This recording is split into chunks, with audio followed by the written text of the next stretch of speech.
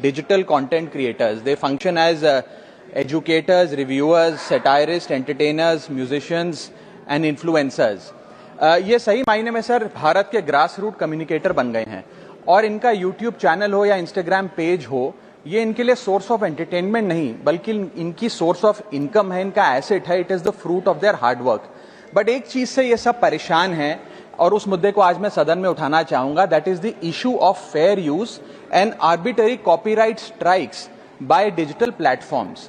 Sir होता क्या है कि अगर एक कंटेंट क्रिएटर कुछ सेकंड, चंद सेकंड, 2-3 सेकंड के लिए कॉपीराइटेड कंटेंट को रीपर्पस करके कमेंट्री, क्रिटिसिज्म, पैरोडी, एजुकेशनल या न्यूज रिपोर्टिंग पर्पसेस के लिए यूज करता है, चाहे वो क्रेडिट देता हो, उसको इंसिडेंटली यूज करता हो, कॉपीराइट स्ट्राइक मारकर उसकी यूट्यूब चैनल है, प्रॉपर्टी है या इंस्टाग्राम पेज है, उसे वाइप आउट कर दिया जाता है और उसकी सालों की मेहनत चंद मिनटों में समाप्त हो जाती है. Sir, livelihoods must be decided by law and not by arbitrary algorithms.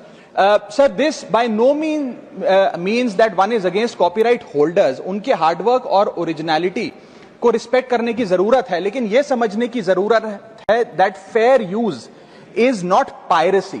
Fair use where sometimes the purpose of using this content is incidental or transformative must not tantamount to wiping out somebody's hard work. Sir, because innovation cannot grow in fear and creativity cannot survive under threat. India का copyright act sir 1957 में बना. एक ऐसे दौर में बना जब ना इंटरनेट था, ना कंप्यूटर थे, ना डिजिटल कंटेंट क्रिएटर्स थे, ना यूट्यूब, इंस्टाग्राम था.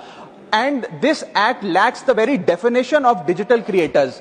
ये फेयर डीलिंग की बात करता है, लेकिन फेयर डीलिंग की बात किताबों, मैगजीन और जर्नल के कॉन्टेक्स्ट में करता है, जो उस दौर की इंफॉर्मेशन डिसेमिनेशन के सोर्सेज थे, ना कि आज के दौर की. इसीलिए मैं 3 मांगे आज सदन में लेकर आया हूं. मेरी पहली मांग है, amend the copyright act of 1957 and define digital fair use. परिभाषित करिए कि ट्रांसफॉर्मेटिव यूज क्या है, जैसे कि कमेंट्री, सटायर, क्रिटिक, एक्सप्लेनेशन.